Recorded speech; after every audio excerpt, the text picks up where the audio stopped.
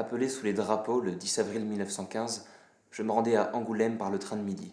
Quand nous fûmes tous incorporés, on nous dirigea à la caserne Taillefer, où on nous donna l'ordre de choisir un lit si l'on voulait dormir. On fit nos lits, tous dans la même chambre avec les copains du pays, et après avoir cassé la croûte ensemble avec les vivres qu'on avait apportés de chez nous, on put se coucher. Mais comme on avait beaucoup de choses à se dire, on s'endormit que plus tard. Le lendemain matin, je me réveillais en sursaut en entendant sonner le réveil pour la première fois. Le soir, on put sortir en ville revêtu de l'uniforme. Et comment qu'on se trouvait fier d'être soldat, surtout quand on saluait un gradé. On se croyait déjà ancien. Ce ne l'était point. On le vit plus tard.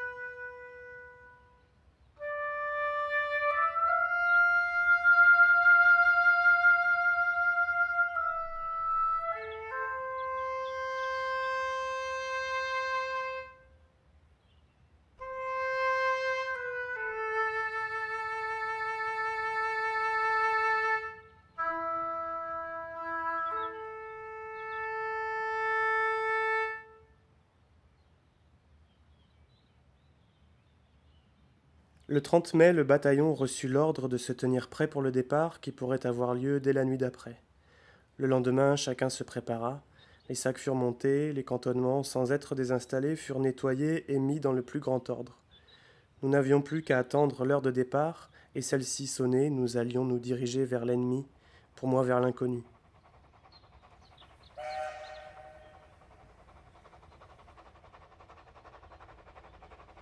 La campagne du droit et de la civilisation ne commença pour moi que le 1er juin 1916. En effet, ce jour, le bataillon du 107e, dont je fais partie, quitte les cantonnements de Lierville et se dirige vers la gare régulatrice de Gisors. Nous allons modifier les tranchées déjà faites, en creuser de nouvelles, construire des abris, etc. Le secteur est à peu près calme, on entend rarement la fusillade. Quelques obus seulement éclatent çà et là autour de nous, sans point fixe.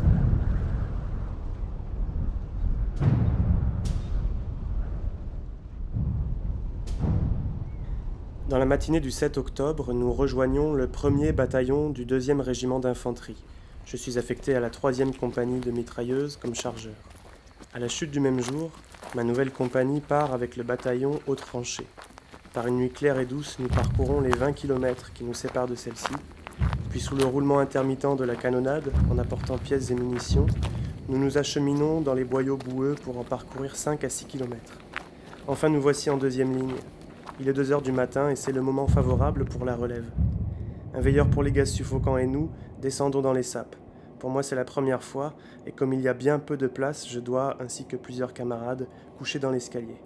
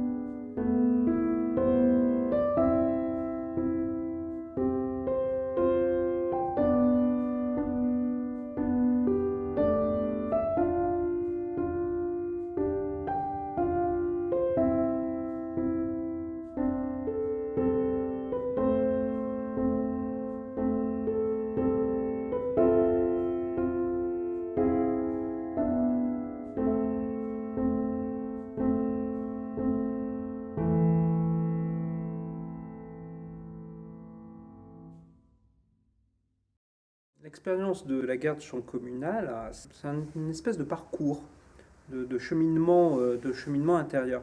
Alors, c'est sûrement quelqu'un qui part à la guerre avec un bagage culturel assez important, même si Manifestement, il n'a fait que l'école communale de Saint-Sylvestre. Ça doit être quelqu'un qui aime lire, qui aime se cultiver. Et en 1915, quand il part avec, j'ai envie de dire, cette culture de guerre commune à la plupart des Français. C'est-à-dire que depuis août 14, la presse, mais aussi les revues plus ou moins spécialisées, enfin tout le discours converge vers cette idée que nous sommes les agressés. Les Allemands sont les agresseurs. Les Allemands sont des barbares qui ne respectent pas les lois de la guerre, qui ont commis des atrocités, qui ont massacré les populations belges, qui ont détruit la cathédrale de Reims, qui ont systématiquement bombardé les églises françaises. Ça sera repris par la suite avec le torpillage des bateaux neutres, etc., la guerre sous-marine. Et il dit, je pars faire la guerre du droit et de la civilisation. Et c'est intéressant parce qu'en fait, quand il dit guerre du droit et de la civilisation, il reprend vraiment les concepts à l'œuvre à l'époque. Bon, guerre du droit, c'est le principe de la guerre juste, hein, nous sommes l'agressé. Et la guerre de la civilisation parce qu'il oppose les valeurs universelles générales défendues par la France, qui sont les valeurs des Lumières et de la Révolution française, contre ce que les intellectuels, je ne suis pas sûr que lui manie le concept, les intellectuels de l'époque français appellent la culture, avec un K, culture allemande, Kultur, c'est-à-dire une culture spécifique, nationaliste, etc. Le singulier, la culture allemande, contre l'universel, les valeurs de la République et de la France.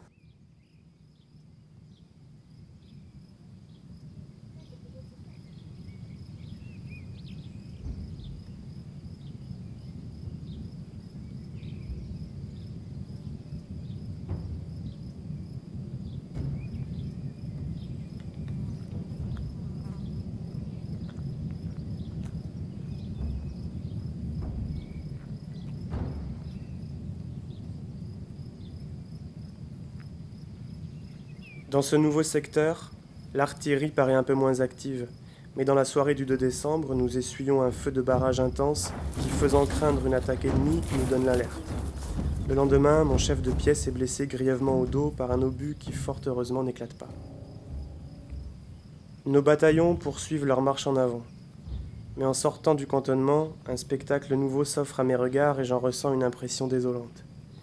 Au milieu des bâtiments bouleversés, incendiés, où l'antique église laisse se dresser, au-dessus des restes de sa toiture, des tuyaux de poêle, au milieu des carrefours de rues profondément trouées par des mines, au milieu des petits jardins aux clôtures détruites, aux arbres fruitiers, aux espaliers, aux vignes coupées au ras du sol et tombées pêle-mêle, s'étend une mare qui laisse flotter sur son eau boueuse des débris de meubles, de pianos, de fauteuils, de chaises, de cadres. Un peu plus loin, c'est le même désastre. Les mêmes arbres arrachés, charrettes entièrement coupées à coups de hache, machines agricoles brisées. Et à travers ce pays anéanti, la cavalerie, l'artillerie s'y succèdent au galop avec un fracas assourdissant, tandis que l'infanterie avance en colonnes interminables. Les habitants du pays qui avaient été parqués depuis 5 jours ont été délivrés ce matin. Tous porteurs d'un petit paquet contenant effet ou objet quelconque, ils regardent passer au milieu des ruines de leur propriété toute cette troupe. Nous voici hors du bourg. Nous sommes bientôt à Esmery et de là à Cuny. Inutile de dire que c'est toujours les mêmes plaines simplement couvertes, des arbres abattus d'une façon déplorable, les mêmes villes incendiées et bouleversées, les mêmes voies de communication entièrement détruites, les mêmes civils délivrés mais sans abri et sans vivres. Partout, c'est la ruine complète. Tout ce qui a eu une valeur quelconque pour les Allemands a été pillé et dirigé chez eux. Tout le reste a été détruit avec la dernière barbarie.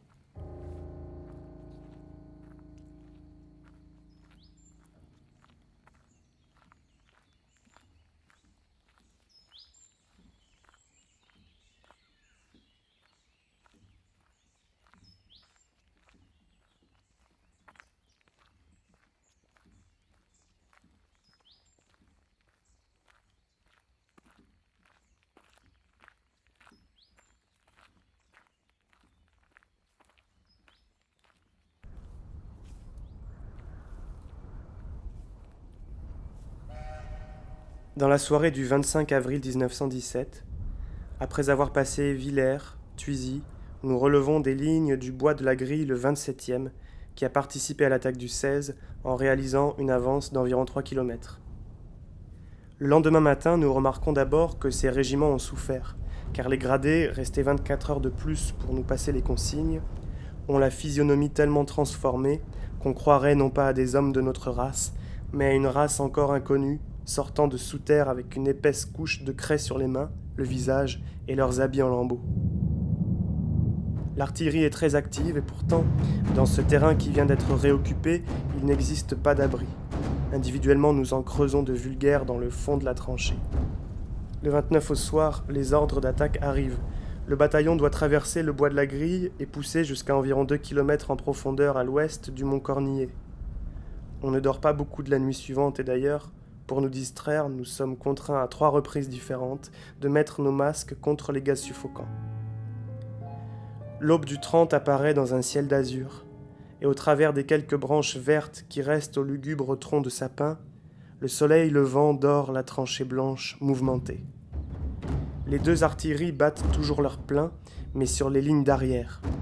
Bientôt des avions ennemis nous survolent et pendant plus d'1 heure assistent ainsi à nos préparatifs sans qu'un des nôtres se montre et leur donne la chasse, et sans qu'un seul obus soit tiré sur eux.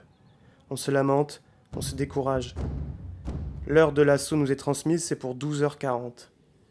Nous avons encore quelques heures, on s'entasse dans les petits abris, on cause, on surmonte l'émotion. L'heure s'approche, on s'équipe, on boit de l'eau de vie, on se serre la main. En avant. Chacun gravit le parapet et à cette minute même, la plaine crayeuse, bouleversée et recouverte des vagues d'assaut. Quelques secondes. À peine sommes-nous debout pour le 2e bond qu'un feu de mitrailleuse venant du bocteau de droite, d'avant et même de gauche se déclenche sur nous avec une intensité incomparable. Nous n'avons avancé que de quelques mètres que mon chef de section tombe blessé mortellement. Même sort pour mon chef de pièce 2 pas plus loin. Une grande partie de l'effectif des rangs, ou plutôt de la mêlée qui nous entoure et que je vois d'un coup d'œil, est déjà anéantie, à terre et tombe successivement d'une façon sensationnelle. Les autres avancent toujours et quelques pas plus loin, ceux qui restent encore debout se jettent à terre. Le bataillon est anéanti. Un camarade et moi sommes aplatis dans un petit trou d'obus à peu près recomblé. Avec nos mains, on gratte la terre de dessous nous pour la mettre devant et de chaque côté. Mais un instant écoulé, on se demande si l'on doit rester là, et on lève la tête pour surveiller les mouvements. D'un coup d'œil, on voit que personne ne bouge, à part dans le bois, à notre extrême gauche, où nos grenadiers arrivent bientôt à la première tranchée de l'ennemi que celui-ci défend pied à pied. C'est assez vu, car déjà mon copain s'enfonce brutalement la tête dans la terre en poussant un cri de délire. Une balle vient de le frapper à la tête. Le sang jaillit, j'essaie de lui appliquer un pansement. Un tremblement extraordinaire s'empare de tout son corps pendant quelques secondes, puis le laisse paralysé, sans souffle. Il est mort. Un long instant après, je m'aperçois qu'il fait un léger mouvement. Je lui cause, et à mon agréable et grande surprise, il me répond vaguement. Je le prie de ne pas bouger. Sans cesse, les mitrailleuses crépitent, les balles sifflent et tombent en soulevant de la terre une poussière à demi transparente. Les 2 artilleries font leur tir de barrage aux arrières, et pendant plus de 4 heures, nous devons rester dans cette position ridicule, dans ce vacarme infernal, dans ce brouillard de poussière et de fumée. Bientôt, le soleil paraît descendre lentement derrière le bois. L'ouragan perd de plus en plus de sa vigueur. Les mitrailleuses se calment peu à peu, et sans attendre que les balles aient cessé de faire entendre leur voix sinistre, ceux qui restent sur ce champ de mort plutôt que de bataille regagnent un à un la parallèle. D'ici, je reviens avec un camarade dévoué, chercher mon blessé de tout à l'heure qui n'a plus aucune force car de tout son sang, il a rougi sa place sur la terre blanche. On lui donne peu de soins en attendant la nuit pour l'arrivée des brancardiers. Dans ce boyau superficiel, on essaie de rétablir la liaison, de se rassembler, de se réorganiser pour la résistance en cas de contre-attaque. Mais comme nous ne sommes que trop peu nombreux et qu'en partie tous les gradés sont tombés, le 1er bataillon relève les restes du nôtre et l'on revient à notre tranchée de départ. Là, on se borne à accepter les rafales intenses.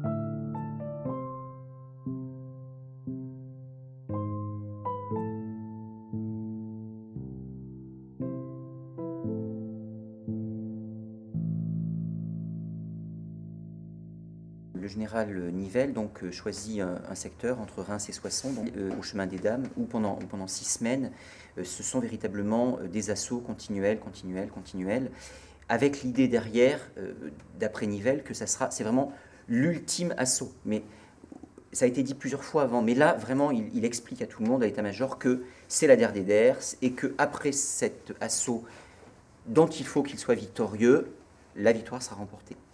Et à l'issue de ces 6 semaines qui sont, on l'a dit tout à l'heure, extrêmement meurtrières dans un contexte de relativement faible violence, j'insiste, c'est pas très populaire de le dire, mais de faible violence, donc ce degré de violence extrême et cette hémorragie d'hommes, l'annulation des permissions, le sentiment de se battre pour rien, et puis le constat que ça n'a servi à rien, Nivelle d'ailleurs va être, limogé, on va dire, donc il échoue, entraîne un facteur de démoralisation totale sur les armées. Et il y a effectivement à un moment donné la volonté de ne plus aller combattre pour rien. Le 2 mai, vers 4 heures du matin, je suis blessé par un éclat d'obus qui, après avoir traversé mon casque, me pénètre légèrement dans la région frontale. Des camarades me font un pansement et je gagne le poste de secours. Le major me délivre une fiche de blessure avec laquelle je me dirige vers l'arrière.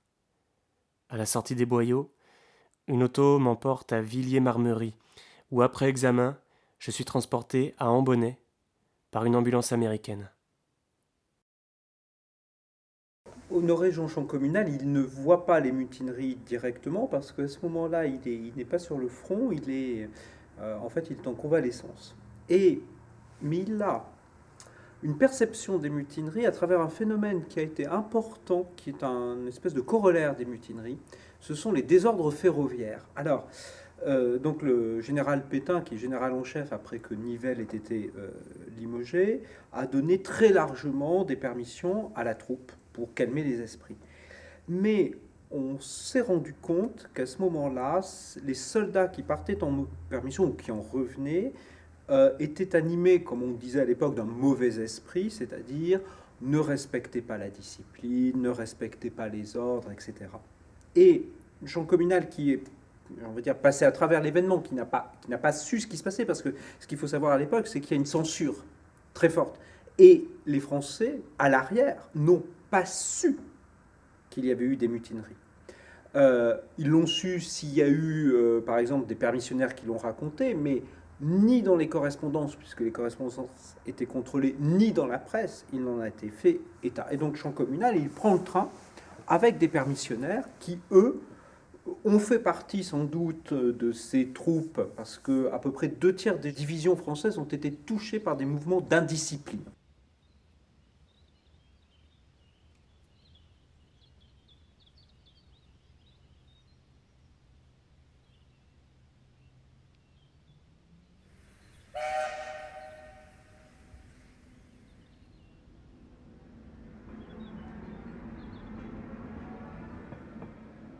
Le train s'ébranle et tandis qu'il longe le canal latéral à la Marne, dans un tumulte de cris et de jurons de toutes sortes, des coups de fusil sont tirés dans ce dernier et soulèvent de petites gerbes d'eau.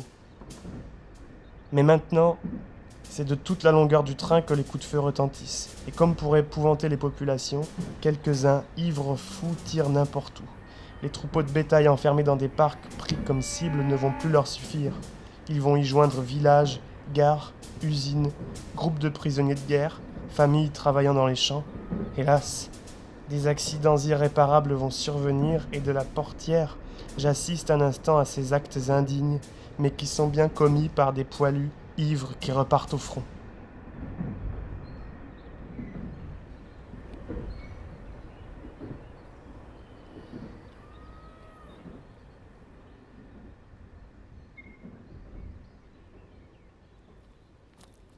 Le lendemain, au coucher du soleil, nous partons pour les tranchées.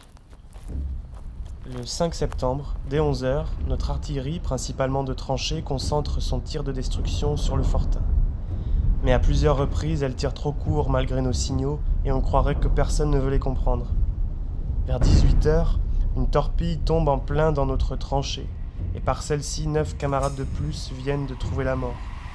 On se décide tout de même à faire arrêter le feu. Environ 1 heure après, tout à coup, nos pièces déclenchent un feu de barrage maximum. L'ennemi en fait de même. Alors on n'entend plus qu'un effroyable ouragan, et l'on ne voit plus que des colonnes de feu et de fumée qui montent en l'air. Nous sommes prêts et attendons l'ordre d'avancer. Celui-ci n'arrive pas. On se demande pourquoi. Au contraire, on apprend bientôt qu'il y a contre-ordre. On n'en est pas fâché. Pourtant, la nuit ne devra pas être bien calme. À 23h, ravitaillement.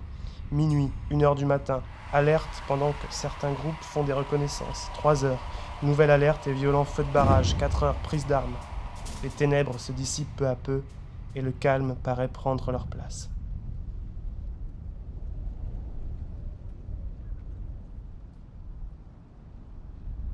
À peine le jour commence-t-il à percer dans l'épais brouillard qui enveloppe les environs, qu'un blessé venant de l'avant, sans s'arrêter, nous apprend que les Allemands sont dans nos premières lignes. Au même instant, la 5e compagnie qui est avec nous reçoit l'ordre de contre-attaquer et part aussitôt à travers la plaine. Chacun de nous est à son poste, malgré le bombardement qui paraît devenir plus violent, qui comble la tranchée, démolit les plateformes. En plus, nous recevons des obus à gaz suffocants. Nous ajustons nos masques, nous respirons mal. On attend. Les heures passent trop lentement et on ne voit rien.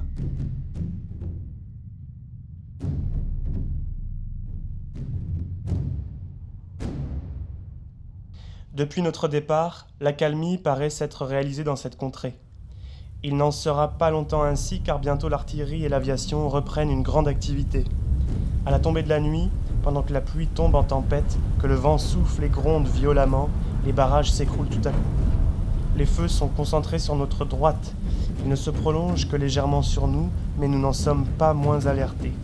Et quelle morne tristesse, quelle lugubre désolation que d'attendre là, dans ces grondements infernaux, sous la pluie cinglante, sous les obus meurtriers, à la merci d'une attaque ennemie, par cette brume d'une nuit sans lune, d'une nuit si noire qu'on se croirait enveloppé dans un voile de deuil, qu'un éclair d'obus déchire soudain, puis se resserre davantage, nous écrase.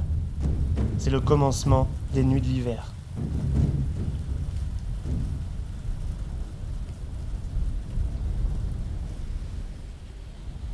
Le calme est rétabli dans la contrée.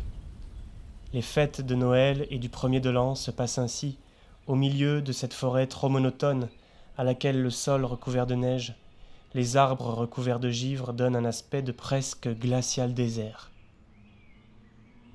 Et là nous assistons à l'agonie de l'année 1917. Cruelle et dramatique, qui, elle encore, a vu dans l'Europe tant de nobles créatures s'éteindre dans le sang et dans la boue, en semant le deuil et la misère dans ces rivières de larmes. Aussi nous gardons un bon accueil pour la nouvelle, car nous espérons malgré tout qu'elle nous sera à chacun et à tous en général plus favorable que celle qui expire. Et grisé par des vins fins préparés à cette occasion, le poilu, en ce moment, paraît heureux. Il ne pense à rien, à rien du tout. Et vivant les dernières heures de cette année funeste qui l'a séparé à jamais de tant de ses camarades, le poilu chante.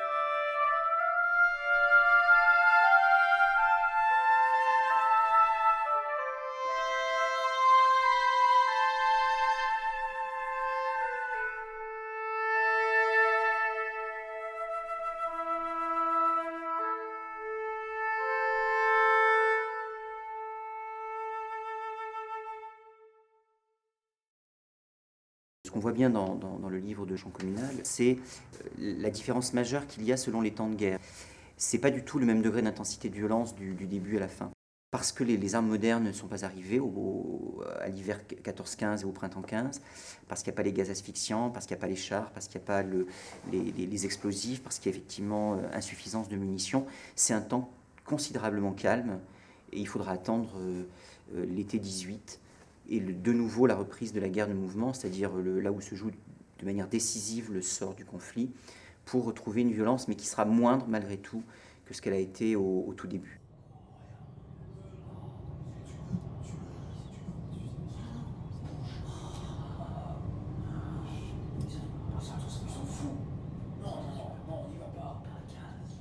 Les renseignements circulent de bouche en bouche, peut-être exagérés sur le secteur qu'on doit occuper et qui, paraît-il, est intenable. Les unités qu'on doit relever ont en quelques jours perdu à peu près tout leur effectif.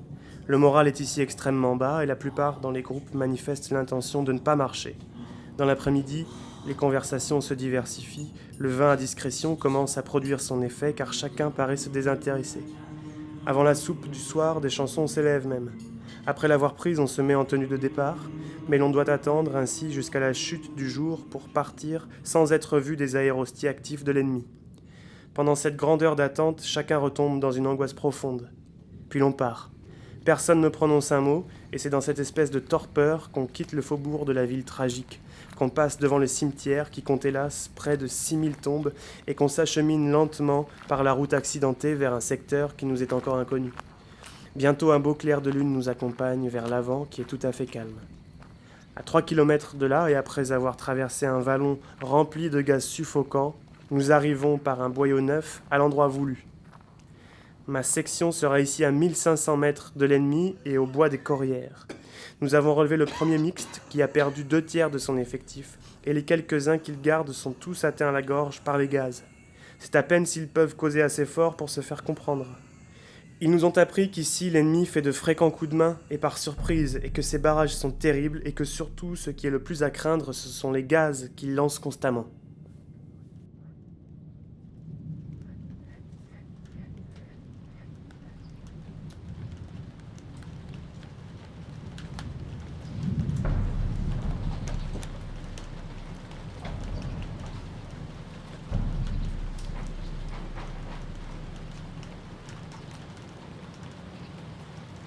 Sous une pluie de mars, dense et froide qui tombe bientôt, les heures de veille sont encore bien plus longues et une sorte d'angoisse se joint à la triste mélancolie habituelle.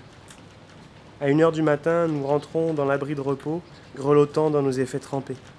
À 2h30, soudain, un roulement effroyable nous éveille. En sortant de l'abri, nous constatons que c'est l'ennemi qui a déclenché le feu et son point de concentration paraît être un peu plus à notre droite. Notre artillerie riposte déjà et maintenant, dans des craquements d'enfer, avec la tempête de pluie, un ouragan de fer et de feu se déverse sur nous, en éparpillant à travers les ténèbres comme des milliers de braises sinistres.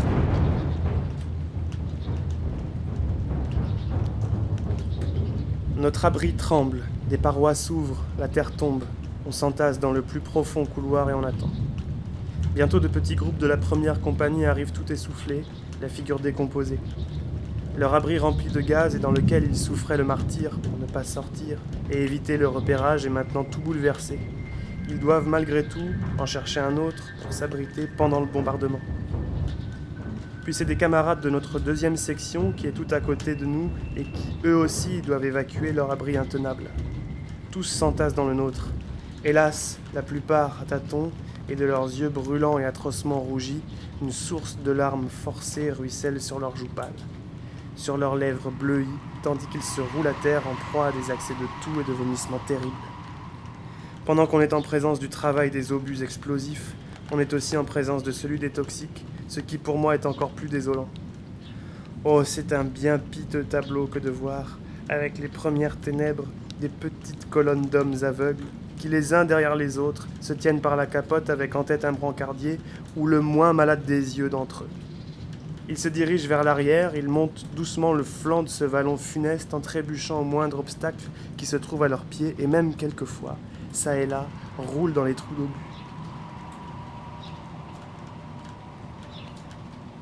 Pendant les 3 jours que nous restons ici, nous assistons malgré nous à un spectacle des plus attristants. En effet, par ce temps de pluie à travers la boue et les flaques d'eau qui recouvrent ce terrain désolé, chaque jour, vers 19h, des groupes d'hommes viennent d'une allure chancelante se rassembler devant le poste de secours qui est en face de nous.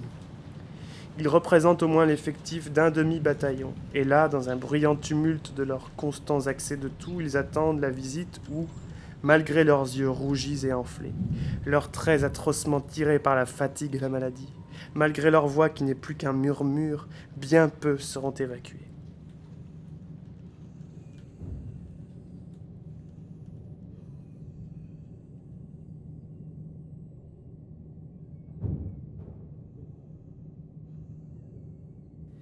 Nous sommes atteints d'une sorte d'indicible dégoût de tout et pour toute chose, et je remarque que nous sommes tombés dans une telle mélancolie que cela nous rend comparables presque à des machines.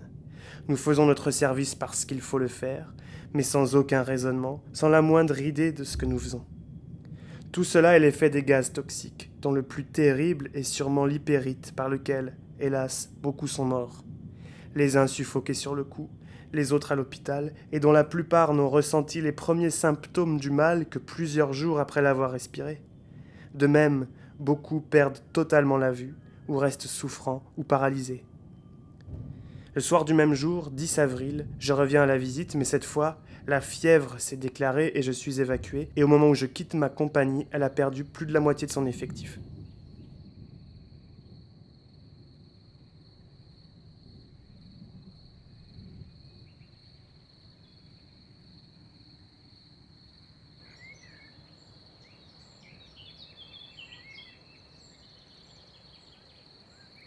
Bientôt, dans les premières rougeurs de l'aube radieuse, les petits oiseaux, seuls, font entendre leur voix sereine.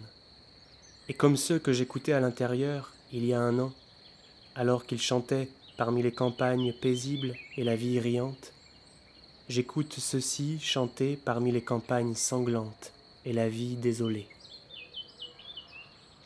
Et vers ceux qui tombaient hier au-delà de la Marne, dorment là-bas parmi leurs ennemis, leur dernier sommeil, des feuilles frissonnantes, nos oiseaux de France lancent pour les bercer, dans un gazouillis sans fin, leurs chants éternels.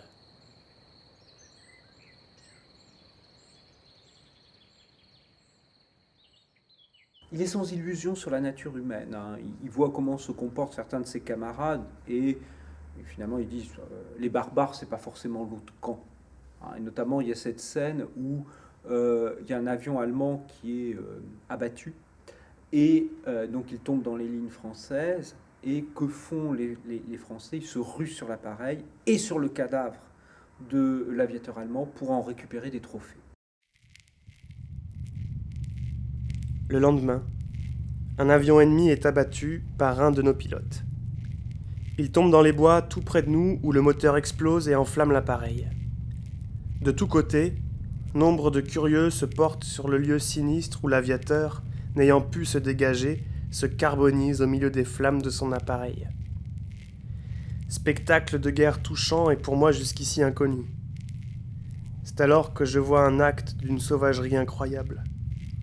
Un Français civilisateur des peuples, sous-officier d'artillerie, pour avoir une bague qu'il aperçoit, désarticule à l'aide d'une pince le doigt de celui qui fut aviateur, qu'il dispute aux flammes. Puis sortant tranquillement la bague des chairs fumantes, s'écrie avec un sourire de victoire « Je l'ai quand même !» Loin de soulever l'indignation de tous, cet acte ne sert qu'à donner l'exemple. C'est ainsi que 2 ou 3 de la même moralité que le premier arrachent le corps affreusement cuit pour se disputer les objets qu'il avait sur lui, montre, argent. Vision terrifiante de voir des hommes déchiqueter un autre homme. Pour avoir un souvenir de guerre, on voit quel honteux esprit de pillage, quelle hideuse férocité, quel raffinement de barbarie. La triste victime est rejetée dans le brasier. Après les chairs, le squelette va se carboniser. J'en ai assez vu de la mort d'un aviateur et m'éloigne du lieu dramatique. Ô peuple civilisateur des barbares, que devenez-vous à la guerre? Que sont vos barbares? Qu'êtes-vous vous-même? Pour avoir un souvenir de guerre, on voit quel honteux esprit de pillage, quelle hideuse férocité, quel raffinement de barbarie.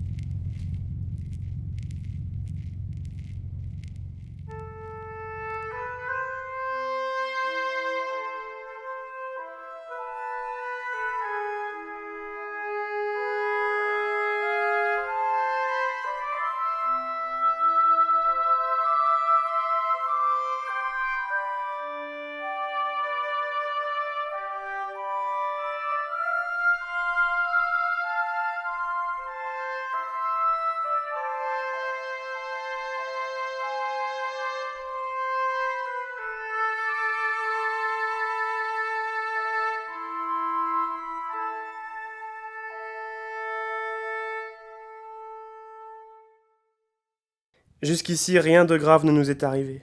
À ce moment, un gros obus tombe devant nous. Un de ses éclats atteint mon tireur à la jambe, qu'il traverse, coupant os et chair et laissant une plaie affreuse. Avec un sang-froid incroyable, serrant de ses 2 mains sa jambe pour arrêter le sang qui jaillit à flot, il demande simplement, aussitôt touché, une courroie pour se serrer la jambe. Je lui serre aussitôt la jambe au-dessus du genou. Avec plusieurs paquets individuels, je lui fais un pansement de mon mieux. Mais si peu de chair reste non coupée qu'on croit bon, pour lui maintenir son pied, de lui appliquer une planchette trouvée sous la main et qu'on ligature en dessous et en dessus de la plaie. Un de nous se détache pour l'emporter au poste de secours, car des brancardiers, on n'en voit pas.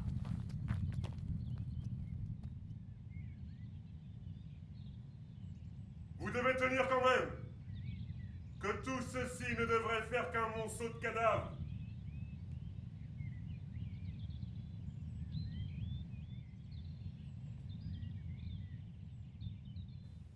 Le lendemain, nous apprenons les pertes de l'attaque qui, au régiment, sont évaluées à 500 blessés et 150 tués. J'apprends aussi la mort à l'ambulance des suites de sa blessure à la jambe, de mon camarade de pièce, mon meilleur ami que je gardais au 2e bataillon. Pendant plusieurs jours, je reste malade, sans volonté, sans force, sans goût. Tout me répugne et je me sens irrésistiblement plongé dans une mélancolie sinistre. Je revois l'attaque tout entière. Au départ, l'encouragement qu'on s'efforce de nous donner par des mensonges reconnus. Je revois, sous ce soleil de feu, l'horrible tuerie, ces sections couchées là pour l'éternité, des monceaux de cadavres déchiquetés, des parties de corps humains roulant dans les champs. Je revois dans ce ravin le petit ruisseau coulant un filet d'eau à travers une haie de taillis et où de chaque côté les blessés descendent pour panser leurs blessures, pour reprendre haleine à la fraîcheur de l'ombre, pour calmer leur soif de fièvre avec cette eau rougie de sang. Je revois avec la même netteté le manque d'organisation, le manque de liaison, l'insuffisance du service sanitaire, la négligence ou l'incapacité coupable de plusieurs victimes. Je revois dans une clarté manifeste le peu de valeur qu'on attribue à la vie d'un homme. Toute idée du motif ou du résultat de la guerre me devient insupportable, et la manière d'agir du monde me fait horreur. Ce même soir 24, à 23h, je suis évacué pour blessure légère à la jambe droite par éclat d'obus.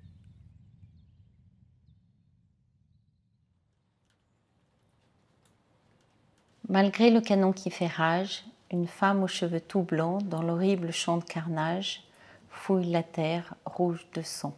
« Que fais-tu là, bonne grand-mère » lui dit doucement un soldat.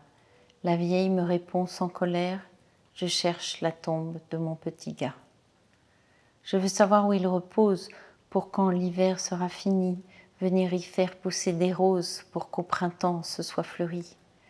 Voilà pourquoi je fouille la terre. J'espère qu'on ne m'empêchera pas. Un fils n'appartient qu'à sa mère. Je cherche la tombe de mon petit gars. Oui, je veux revoir sa figure, lui donner un dernier baiser, de mes doigts tâter la blessure par où son beau sang a coulé. Malgré qu'il ne pourra m'entendre, je veux lui causer tout bas, tout bas. Après, la terre pourra le prendre. Je cherche la tombe de mon petit gars. Là, j'ai vu des tombes allemandes, tout près des tombes françaises. Et malgré que ma haine fut grande, pensant aux mères, bien j'ai pleuré. Les petits ne sont pas responsables, pauvres moutons qu'on tue en tas. Ce sont les grands qui sont coupables. Je cherche la tombe de mon petit gars. Ceux qu'il faudrait enfouir sous terre, ce sont les empereurs maudits qui font commerce de la guerre avec la chair de nos petits. Pour ceux-ci, ces êtres immondes, cloche de l'univers, sonnez le glas, pour que la paix au nom du monde sonne vie et bonheur au cœur des gars.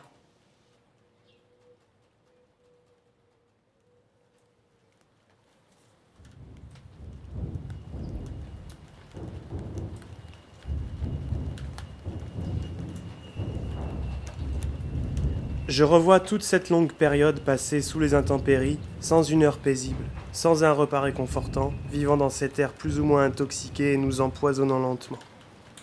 Constamment au milieu du sang, au milieu des cadavres qui ne disparaissent que par la vermine, bravant la mort à chaque instant, toujours terrés ou cachés dans les bois comme des sauvages, en alerte.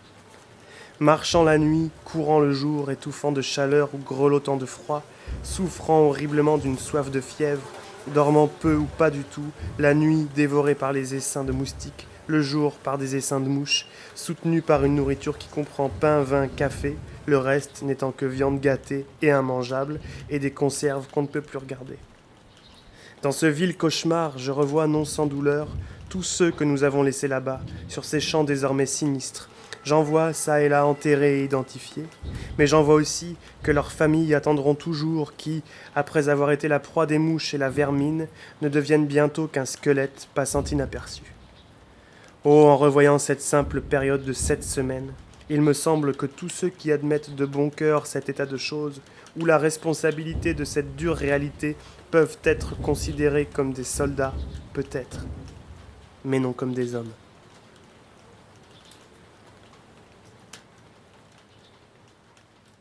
Il faut imaginer que, effectivement, notamment au moment des assauts, au moment des périodes de forte intensité de combat, eh bien, on n'a pas la capacité, le temps d'aller chercher les cadavres, d'évacuer ou d'enterrer les cadavres. Donc on vit avec cette proximité-là, proximité des cadavres des hommes, proximité aussi des cadavres des bêtes, puisque c'est en centaines de milliers que les chevaux seront tués pendant la guerre de 14. Il y a cela, il y a aussi le fait que ce sont des cadavres qui sont souvent en plus d'un aspect particulièrement repoussant, répugnant, parce que ce sont, sans jeu de mots, ce sont des cadavres qui n'ont plus forme humaine, parce que là aussi, les bombardements sont tels que, effectivement, les corps souvent ne sont pas identifiables. Et il ne faut pas oublier que parmi les morts de la guerre de 14, les 1 400 000 morts de la guerre de 14, il y en a près d'un tiers qui sont en fait des portés disparus, c'est-à-dire des cadavres qui n'ont jamais été identifiés. Et c'est pas pour rien qu'on va placer sous l'arc de triomphe le cadavre donc du soldat inconnu, parce que ça permet à peu près 400 000 familles de victimes de faire quelque part le deuil en disant c'est peut-être le nôtre, enfin le nôtre, notre fils, notre frère, notre père.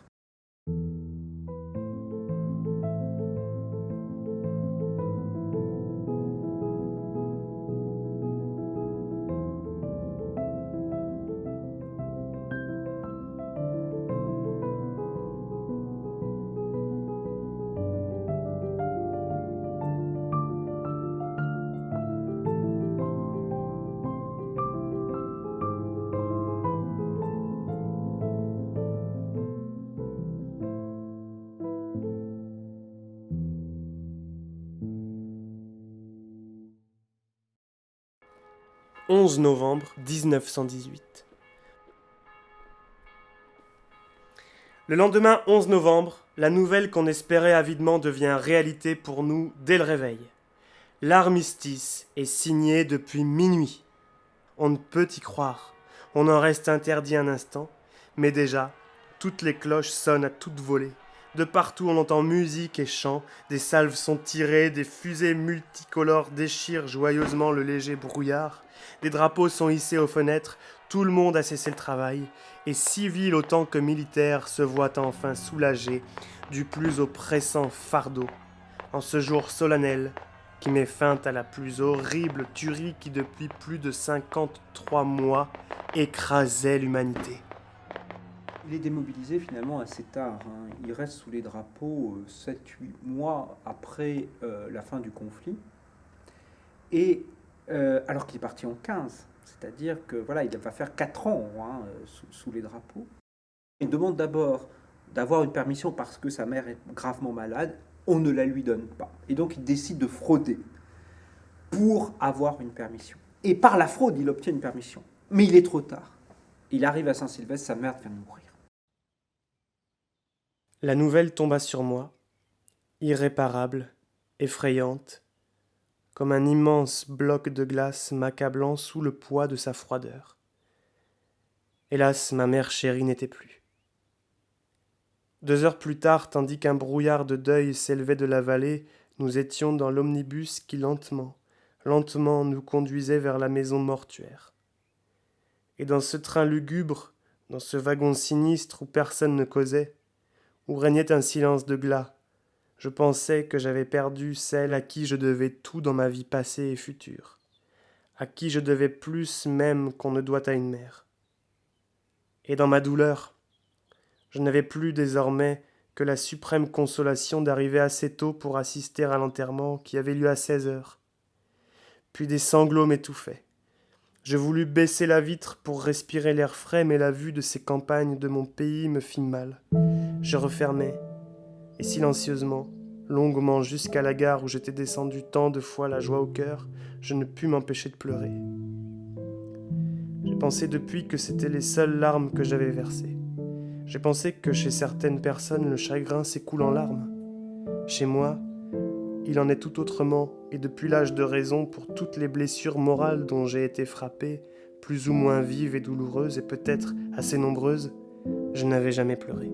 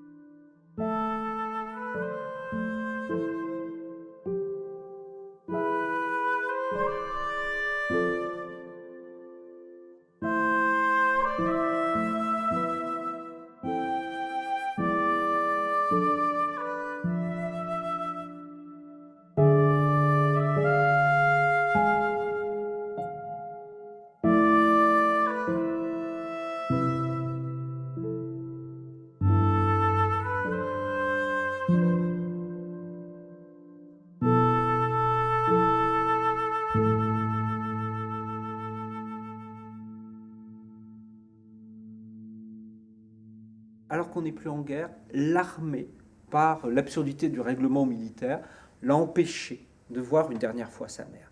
Et c'est sans doute, alors dans dans son histoire personnelle, on sent que c'est un élément qui l'a énormément affecté, marqué, puisque après avoir clos ses carnets au moment de la démobilisation, il reprend la plume quelques mois plus tard pour dire quelles sont les leçons qu'on a tirées de la guerre.